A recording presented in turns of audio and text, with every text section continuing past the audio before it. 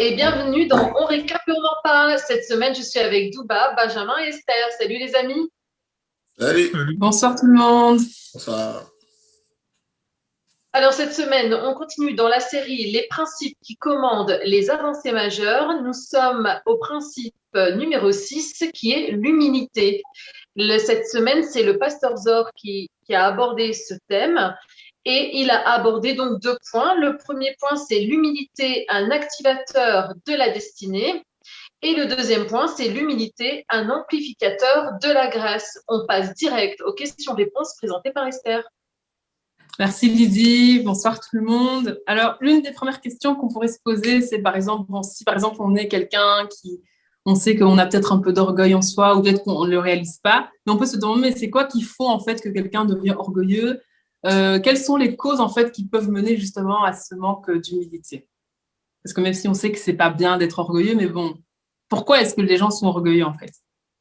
Je sais pas si vous avez des idées de réponses. J'ai une petite idée, peut-être une piste. C'est vrai que si on demande, on cherche l'origine des choses, on pourrait chercher l'origine des choses dans la Bible. Je sais que le pasteur Zor a fait référence à Lucifer qui était un chérubin protecteur. Et on dit, voilà, jusqu'à ce que l'orgueil soit trouvé en toi. Donc on voit clairement que l'origine, c'était un chérubin protecteur qui a remis en cause en fait la place de Dieu. Je pense que c'est l'origine du manque d'humilité. C'est à partir du moment où on essaye de remettre en cause la place de Dieu, où Dieu n'est plus à sa place, c'est clairement une porte ouverte pour l'humilité. On voit que c'est ce que le diable a essayé de faire dans le jardin d'Éden avec l'homme.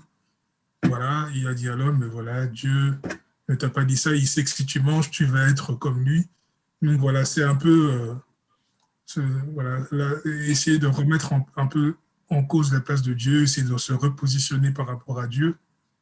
Je pense que c'est le début de l'orgueil, quoi.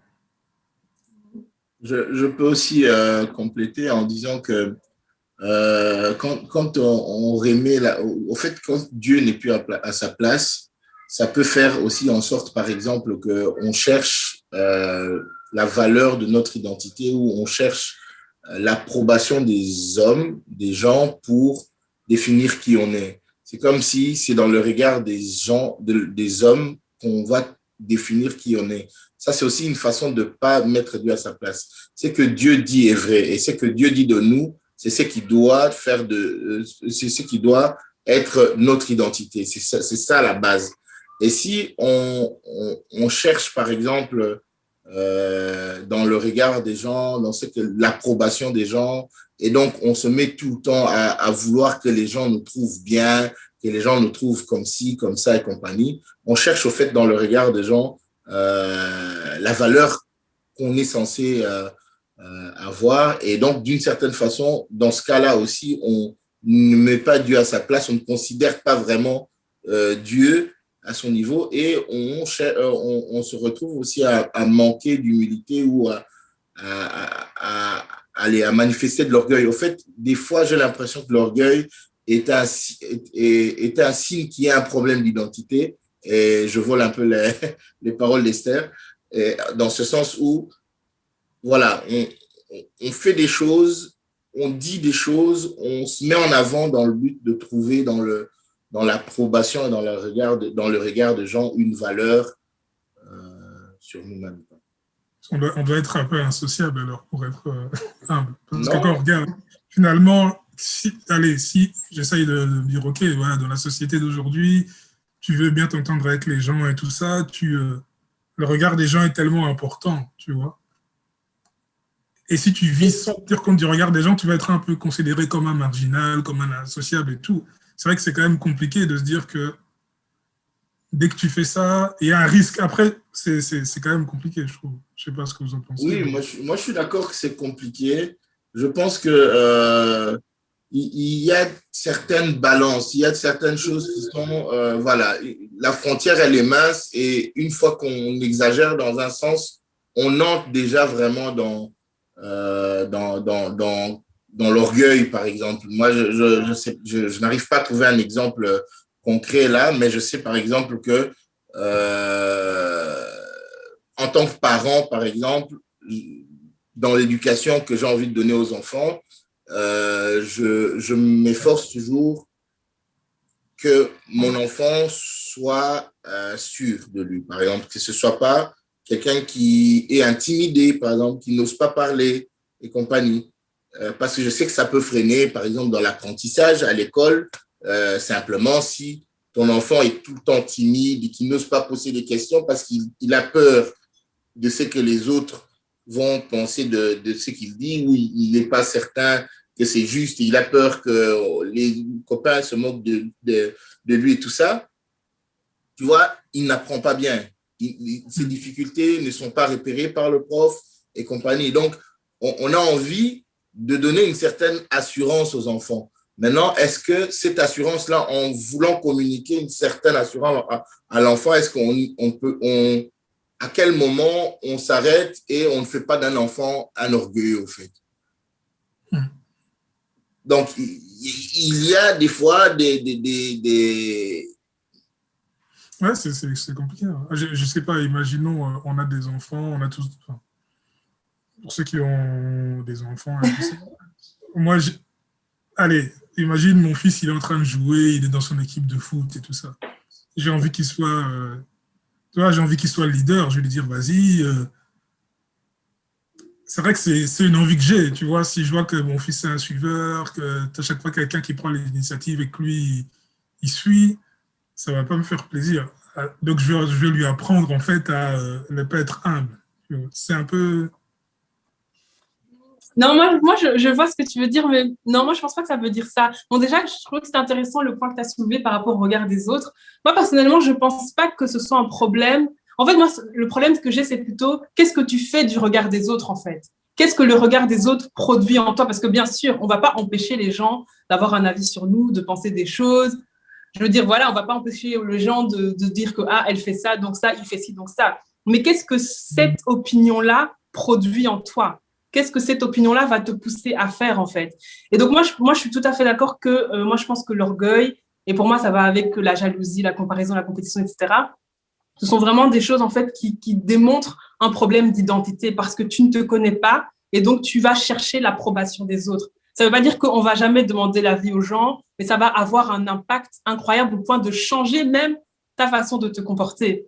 Maintenant, concernant, par exemple, les enfants, etc., bah, c'est clair que je pense que personne n'a envie d'avoir des enfants qui sont voilà, des losers, qui sont là en train de suivre. Personne ne veut ça. Et je ne pense pas qu'encourager ses enfants, dire à son enfant, voilà, tu es intelligent, tu es fort, etc., tu peux le faire, tu es capable et tout.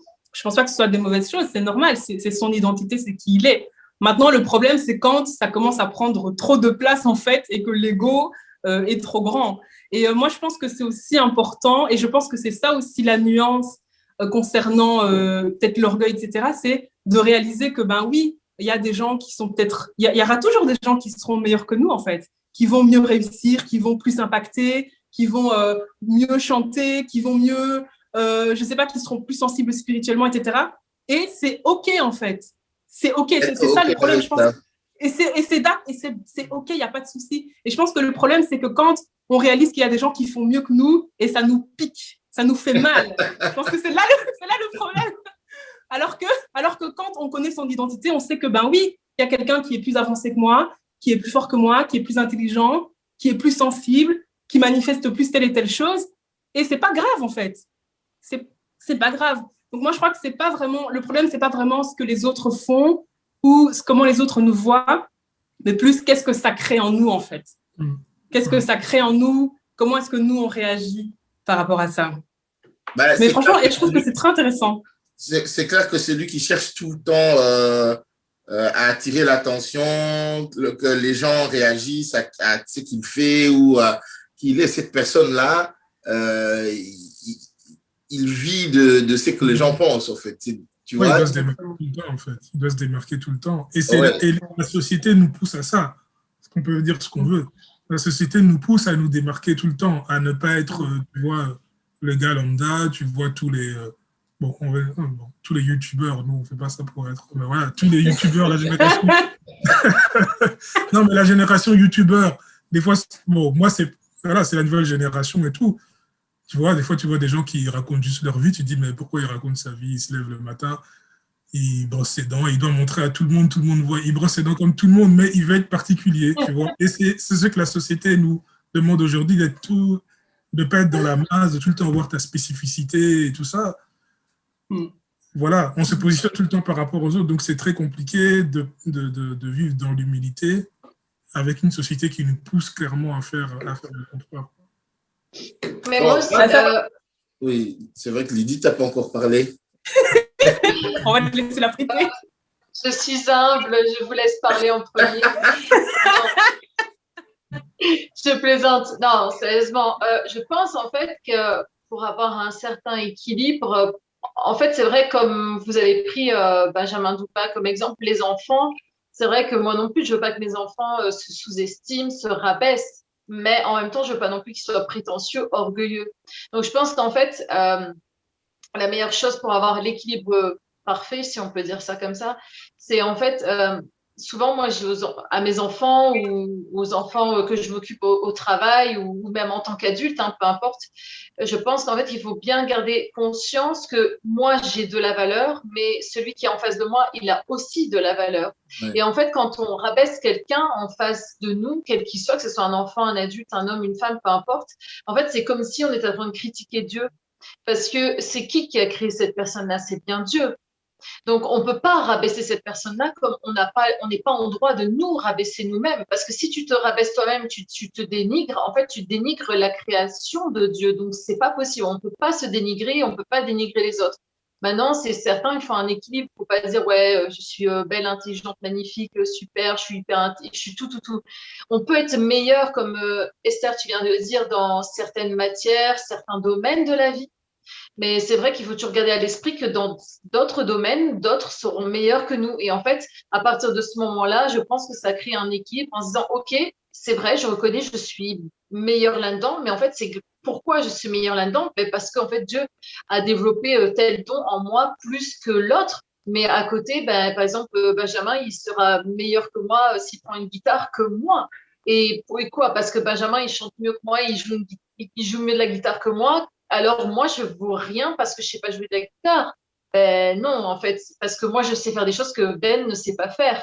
Donc, je pense qu'en fait, se comparer, c'est pas forcément la chose idéale parce que du coup, soit tu vas tomber dans ah, je me dégoûte, ou soit je vais tomber dans ah, je suis vachement mieux que l'autre.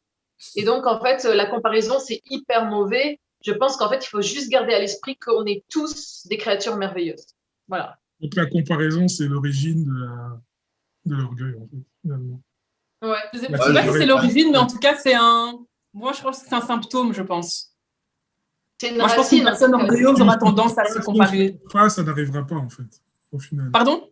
Si on ne se compare pas, en fait, il faut que tu te compares pour que tu aies envie de... Et si tu ne te compares pas, en fait, tu n'auras jamais ce problème. Mais en fait, si les gens comprenaient la richesse que c'est qu'on soit tous différents, si les gens comprenaient en fait que c'est hyper important. Enfin, franchement, bon, excuse-moi Ben, mais si tous les gars du monde savaient jouer de la guitare, super. Mais alors, et qui joue de la batterie? Et qui joue du violon? Et qui joue un autre instrument? C'est comme je sais pas, tous les hommes de la terre savent cultiver des choux et des carottes. Super. Et quand est-ce en fait, quelqu'un sait planter des pommes de terre? Et si cette femme, elle sait pas s'occuper des enfants ou elle sait pas cuisiner ou je dis n'importe quoi, en fait. Je pense qu'en fait, on a tous des qualités, des dons et que c'est hyper important, que ça fait la richesse de ce monde qui a fait qu'on a pu développer plein de choses sur cette terre. Mais tout le monde ne peut pas être bon dans tous les domaines de la vie et c'est ça la richesse, en fait. La richesse, même, bon, là, je pars vraiment dans un autre thème, mais par exemple, on peut parler des cultures ou même quand ou tout ce qui est, je sais pas, dénigrer, voilà, ah oui, nous les Belges, ah non, les Français sont comme ci, les Belges sont comme ça, ou même le racisme, ou toutes ces choses-là, enfin, la comparaison de la couleur des personnes, ou tiens, moi je suis une femme, toi t'es un homme, donc toi la femme, tu restes à ta place, t'es ci, t'as ça. En fait, c'est tout ça qui crée des problèmes pour moi. C'est tout le temps la comparaison, mais en fait, Dieu nous a fait hommes, femmes, différents, il y en a des brunes, il y a des blondes, il y a des petits, des grands, et alors, c'est quoi le problème en fait? c'est parce qu'on est dans une société où aujourd'hui, on doit être tous dans le même moule, on doit tous faire pareil, on doit tous avoir des réseaux sociaux, on doit tous avoir WhatsApp, Facebook, Insta et machin et truc machin. Mais en fait, non, si toi, tu l'as pas, on dirait que tu es un extraterrestre. Et en fait, c'est dommage parce qu'en fait, c'est ça. C'est la société qui fait que ben, si tu n'es pas dans le moule, bah, tu es nul. Bah non, je suis pas nulle parce que je suis pas dans le moule, en fait. Bah oui, bah moi, dommage. Oui, pardon, vas-y. Excuse-moi, je pensais que tu avais fini. J'ai fini. Ah, ok. Non, mais moi, je suis d'accord avec toi, mais moi, je pense que moi, j'irais même plus loin. Je veux dire, c'est clair qu'il y a des personnes qui vont être fortes dans des domaines où nous, on n'est pas fort, mais il y a des personnes qui peuvent être plus fortes que nous dans les mêmes domaines que nous. Et on doit l'accepter, en fait. Ouais. En fait, on doit vraiment l'accepter, en fait. On doit accepter qu'il y a des gens qui vont faire mieux que nous et c'est OK. Et c'est pas grave. Genre, et je pense que c'est là où le problème, je pense que c'est là où il y a un manque d'intimité avec Dieu, un manque de connaître en fait ta valeur. Parce que quand tu connais ta valeur, tu sais ce que Dieu attend de toi, tu sais quelle est ta destinée, tu sais où Dieu veut t'emmener.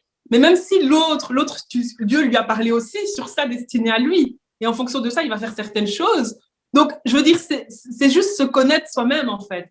Et moi, je trouve que c'est très intéressant parce que je trouve que même dans le monde, en fait, les gens ont compris à quel point c'était toxique de se comparer parce que souvent, dans le monde, les gens vont dire quoi? Les gens vont dire, enfin, en tout cas, ceux qui sont contre les comparaisons, les gens vont dire, il ne faut pas se comparer aux autres, il faut se comparer à qui j'étais hier. Genre, les phrases un peu, voilà. Il faut essayer d'être la meilleure version de soi-même. Parce que finalement, même les gens dans le monde ont compris qu'il y avait quelque chose de très toxique, en fait, dans la comparaison. Et souvent, ils vont dire, non, moi, je ne me compare pas aux autres. Moi, je me compare juste à qui j'étais hier et je veux être mieux que la personne que j'étais hier. Bon, perso, je trouve que nous, c'est plus par rapport au plan de Dieu, par rapport à où Dieu veut nous emmener. C'est vraiment dans l'identité que nous puisons. On sait qui vient de Dieu, qui doit nous définir et ça peut nous mettre à l'aise, en fait. C'est ça qui doit nous mettre à l'aise, se dire simplement que Dieu me voit ça, même si aujourd'hui, je ne me vois pas comme ça. Si Dieu me voit comme ça, c'est que c'est possible et c'est que c'est possible et que c'est son plan. Donc, voilà. Je veux vivre jusqu'à ce que j'atteigne le plan de Dieu pour moi et que je sois celui que Dieu voit en moi. Ouais. Et comme Esther, tu viens de dire, en fait, c'est hyper important, c'est ça, en fait. On est tous différents et la Bible dit d'ailleurs qu'on est tous le corps, mais que chacun a une fonction différente. Donc, c'est vrai que si dans l'Église, par exemple, je vais encore reprendre Benjamin, désolée, je m'acharne sur toi. Mais vas-y. Mais attention, il ne faut pas que je suis OK avec ça, j'ai pas de problème avec ça. Imaginons que je suis jalouse de Benjamin, je me dis Benjamin a des responsabilités dans l'église, Benjamin il joue de la guitare, Benjamin il est connu, Benjamin blabla, Benjamin. Sauf que en fait, je vais me comparer pendant tout ce temps-là à Ben, alors qu'en fait Dieu me dit mais tu sais que ta place elle est juste à côté, alors que toi c'est pas du tout à la louange que je te veux, c'est pas du tout à la place que Ben il est, puisque en fait je t'ai mis des autres capacités, des autres vouloirs, des autres faire en toi. On a tous des talents différents et en fait des fois quand on se compare, on peut se comparer à tel ou tel. Par exemple, je vais prendre Esther, allez je vais passer Ben, maintenant je vais me concentrer sur Esther. Mais imaginons toi Esther, je suis aussi OK avec ça. Mais t'inquiète pas, Douba, après, je prendrai toi comme exemple. Pas de jaloux. Pas de jalousie ce soir. Et donc, du coup, Esther, par exemple, si j'arrive dans l'église, je te rencontre pour la première fois où je te vois de loin, je me dirais, waouh, cette fille-là, elle parle à tout le monde, elle est souriante, elle a peur de rien, elle sa chaîne YouTube, elle fait ci, elle fait ça. Mais j'aimerais bien être comme elle. Je peux commencer déjà peut-être à te jalouser ou alors inversement à me comparer à toi et me sentir mal. Alors qu'en fait, ma place, elle est déjà déterminée et elle a déjà été déjà faite avant même que j'arrive à Parole d'Espoir, avant même que je sois créée. En fait, je savais exactement là où il voulait me placer. Mais pendant que je suis en train de me comparer à Benjamin, Esther ou Douba, je suis en train de perdre du temps. Parce que Dieu dit qu'il y en a certains, ça va être la tête, d'autres, ça sera les mains, d'autres, ça sera les pieds, d'autres, ça sera les jambes. En fait, on est un corps tout entier et on n'est pas tous les mains, on n'est pas tous la tête. Ouais. Non, c'est clair. C'est très vrai ce que tu dis. Et c'est vrai que j'imagine mal mon estomac dire ah, purée, j'aimerais trop être le foie. Ou alors le poumon gauche qui dit oh, mais pourquoi je ne suis pas le poumon droit Pourquoi? Parce qu'ils connaissent chacun leur fonction. Oui. Non, mais ça, en fait, ça veut dire aussi qu'on rejoint complètement le premier point du pasteur Zor, dans le fait qu'il disait que l'humilité, c'était un activateur de destinée. En fait, on se rend bien compte que l'orgueil nous éloigne de la destinée, que c'est lié à la destinée, en fait. C'est lié à qui, donc, notre identité, donc, et qui on va devenir, ce qu'on va faire, ce qu'on va devenir est lié directement à comment on se perçoit, comment on perçoit les autres, ou ce qu'on fait pour quelle image on veut donner de soi-même et tout ça. Donc, toutes ces choses sont liées vraiment à la destinée. Et moi, je crois vraiment que développer l'humilité, apprendre l'humilité, parce que je pense que l'humilité s'apprend. Apprendre l'humilité, développer l'humilité, pas la fausse humilité. Je ne sais pas si on va en parler, mais bon, apprendre l'humilité, c'est quelque chose qui nous met vraiment sur le chemin de notre destinée, quoi. Amen. Ouais. Amen, amen. Voilà, je crois qu'on s'est tous mis d'accord sur l'importance de connaître son identité, que c'est justement ce manque de connaissance de son identité qui va nous pousser vers l'orgueil, comparaison, compétition, etc. Et une autre question qu'on peut se poser, imaginons quelqu'un qui justement réussit à un certain succès. Bon, voilà, après chacun sa définition du succès. Mais bon, ou quelqu'un qui a peut-être des percées dans tel et tel domaine, etc. Justement, comment faire en fait pour rester dans l'humilité en fait? Comment faire pour rester dans l'humilité? Comment faire pour ne pas devenir orgueilleux? Je ne sais pas si vous avez des idées par rapport à ça. À partir du moment où tu prends ta conscience, en fait, que tout ce que tu fais, même tes dons et tes qualités, si on reprend même la question d'avant, en fait, à partir du moment où tu réalises que toutes tes capacités, donc si tu es bon dans un domaine, si tu réalises en fait que c'est grâce à Dieu, c'est parce que c'est juste une grâce et que Dieu te l'a donné, à un moment donné, reste humble parce que en fait, si tout ce que tu es capable, c'est juste parce que Dieu t'a rendu capable. C'est pas toi qui t'es dit un matin, tiens, je vais me sentir capable de faire ça. Non, en fait, c'est parce que Dieu avait déjà créé cette capacité en nous. Donc, à partir du moment où tu restes focalisé sur Dieu, il n'y a pas de problème. Amen. Ouais, je pense qu'il n'y a rien à rajouter, c'est vraiment ça. Vu que tu sais que ça vient de Dieu, tu ne peux pas devenir orgueilleux, quoi. Je ne sais pas si Benjamin, tu veux rajouter quelque chose? Non, ça va. Je suis assez... Je m'entraînais sur la question précédente que bon. Ah, tu voulais qu'on y retourne? Non. Vraiment, ouais, je suis d'accord avec ce que tu dis, Lydie, et je pense que c'est ça justement ce qui s'est passé dans le cœur de Lucifer, et je pense que c'est là où la société veut nous emmener, et l'esprit du monde en fait veut nous emmener, parce que l'une des sphères d'action de l'esprit du monde, c'est justement l'orgueil, parce que c'est vrai qu'il y a la convoitise de la chair, la convoitise des hommes, il y a aussi l'orgueil, et je pense que le propre de l'orgueil, c'est justement d'être totalement indépendant de Dieu. Finalement, c'est de se glorifier soi, c'est de s'approprier la gloire de Dieu, et c'est un peu ce qui s'est passé avec Lucifer. Il voulait carrément prendre la place de Dieu, et c'est vrai que je pense que clairement, dans toute chose, se rappeler que en fait, c'est grâce à Dieu, en fait. C'est grâce à Dieu de vraiment rendre la gloire à Dieu, se dire que c'est grâce à Dieu où j'en suis, c'est grâce à Dieu si je peux faire ça. Et c'est ça, je pense, qui nous garde dans l'humilité, parce que justement, l'orgueil, c'est justement de s'approprier ce qui revient à Dieu, en fait, finalement. Et justement... on est quand même pardon. Ouais, je disais juste après, on est comme dans une société où, voilà, la méritocratie, l'effort, le goût de l'effort et tout ça, il y a pas mal de choses qui font qu'on est dans une société où on a l'impression que c'est nos efforts qui donnent le résultat de ce qu'on devient, de ce qu'on fait et compagnie. Et je pense que la Bible aussi enseigne le fait qu'il y a la part de l'homme et il y a la part de Dieu. Maintenant, comment il faut toujours rester, comme vous dites, conscient que à la fin de tout, c'est Dieu qui fait toutes choses et que ce que nous on fait ne fait que permettre au plan de Dieu de se déployer et rester un peu parce qu'il ne faut pas non plus. Moi, je connais par exemple des chrétiens qui sont éloignés de Dieu, ils ont fait n'importe quoi en se disant que de toutes les façons, c'est écrit, Dieu a déjà dit que je serai comme ça, je serai tel. Et il vit n'importe comment et il espère que ça arrive. Donc, il y a la part de l'homme, il y a la part de Dieu, mais à la fin, c'est Dieu qui accomplit toute chose, quoi. Amen. Amen. Tout à fait. Et justement, il y a un passage dans le livre de Corinthiens, 2 Corinthiens, qui dit que celui qui se glorifie dans le Seigneur. Donc, je ne sais pas comment vous pourriez comprendre ce passage ou expliquer ce passage. En toute humilité. En toute humilité. Toujours, ici, c'est l'humilité. Nous sommes tous humbles.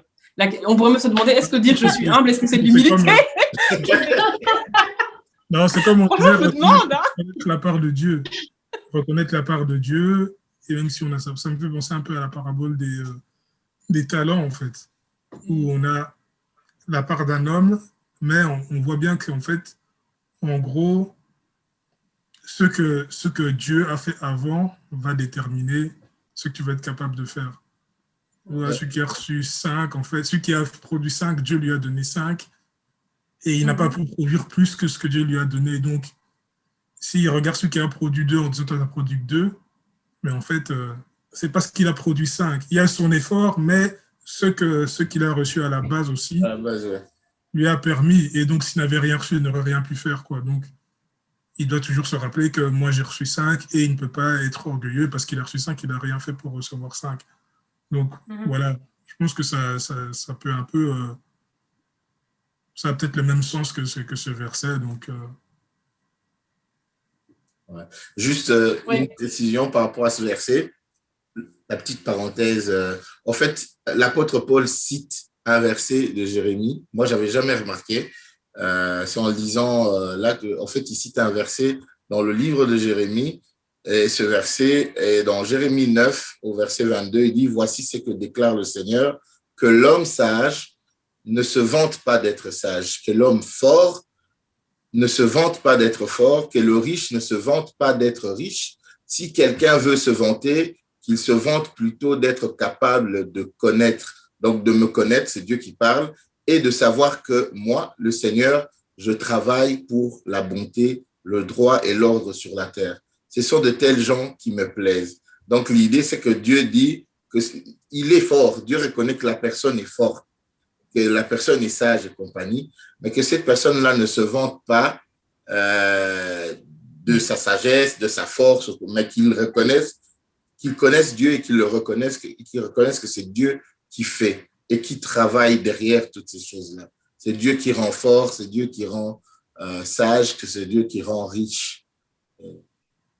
Oui, je pense que c'est vraiment l'idée de reconnaître à Dieu sa part, en fait. Ouais. Moi, en fait, je suis d'accord avec vous, mais quand je lis donc celui qui se glorifie dans le Seigneur, en fait, je pense aussi que ça veut peut-être dire que, par exemple, imaginons, je prie pour un malade et la personne guérit. En fait, je pense aussi qu'il faut remettre Dieu en avant, recentraliser tout sur Dieu, c'est-à-dire que quand la personne te dit merci ou quoi, mais en fait, il faut toujours redonner la gloire à Dieu parce que non seulement ça va nous garder dans l'humilité, mais aussi mettre les feux de projecteur, j'ai envie de dire, sur Dieu. C'est-à-dire que, en fait, c'est pas moi qui ai guéri cette personne ou c'est pas moi qui ai fait ça ou ça pour cette personne. Si c'est moi, parce que je suis un instrument simplement entre les mains de Dieu. En fait, je suis un canal entre Dieu et cette personne-là. Et donc, du coup, il est important j'aime bien en fait de toujours recentraliser. En fait, je suis en train de penser à autre chose. Je me souviens que à un moment donné, j'aimais pas en fait quand on me disait Lydie ou on parlait de moi. En fait, je me suis toujours dit moins on parle de moi et plus je suis contente.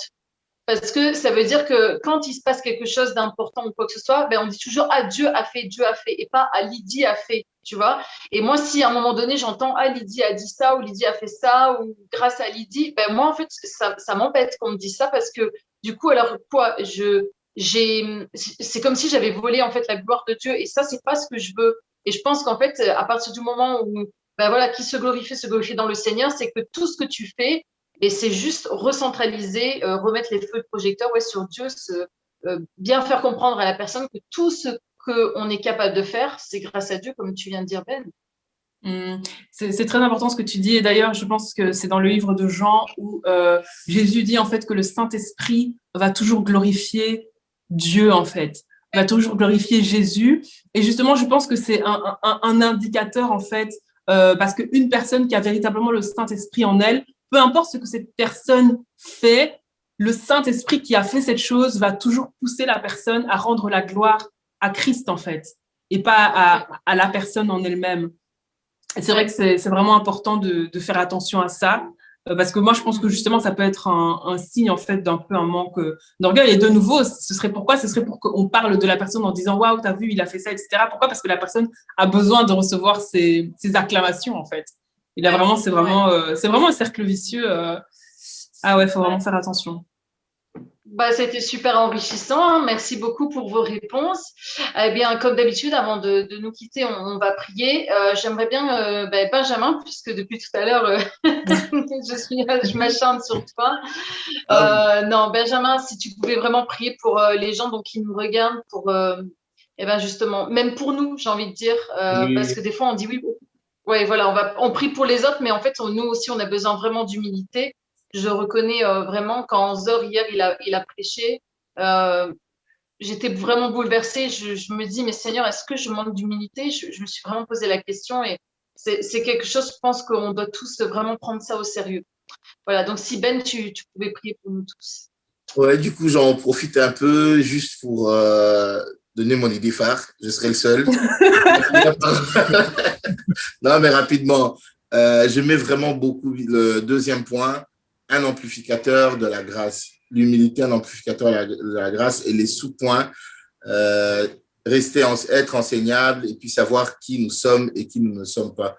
Et je trouve que c'est vraiment important de considérer l'humilité dans ce sens-là et rester enseignable. Rester enseignable et aussi, voilà, pouvoir aller puiser en Dieu l'identité qu'il veut pour nous et savoir vraiment s'approcher de Dieu, comprendre, commencer à comprendre et savoir qui on est et qui on n'est pas, quoi.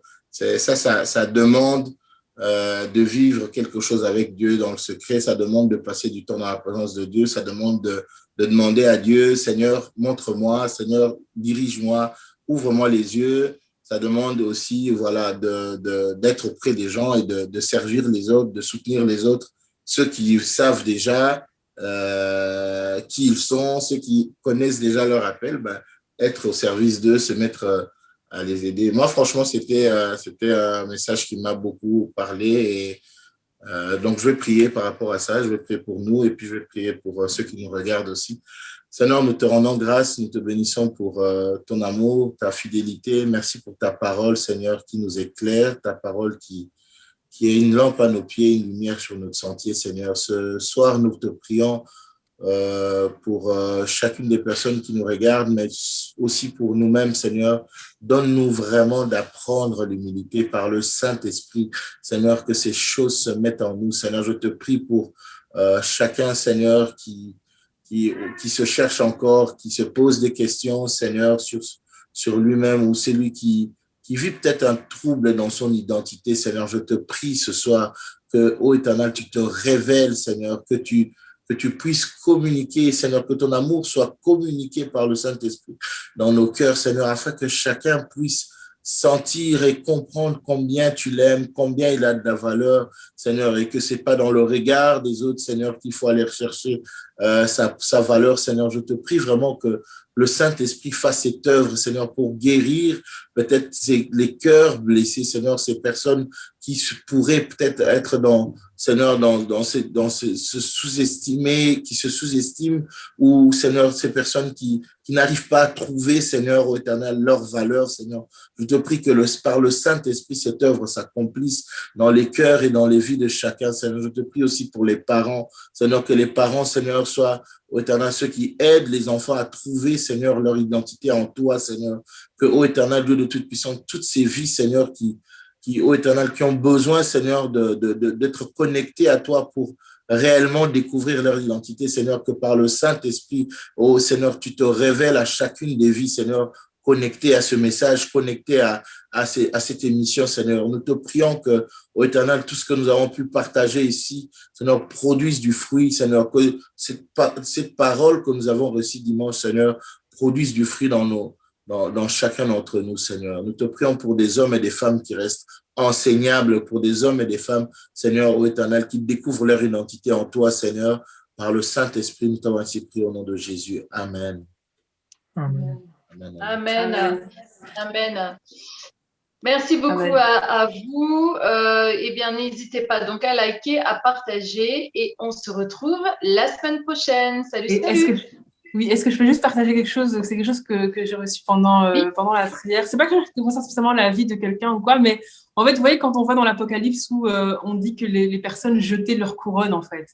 Vous voyez, ils jetaient leur couronne. Et c'est vraiment ce que j'ai eu à cœur, c'est qu'on apprenne en fait à jeter les couronnes qu'on reçoit, en fait. Qu'on les apprenne à vraiment à les jeter au pied de Christ, en fait. C'est vraiment ce que j'ai reçu pendant le moment de prière.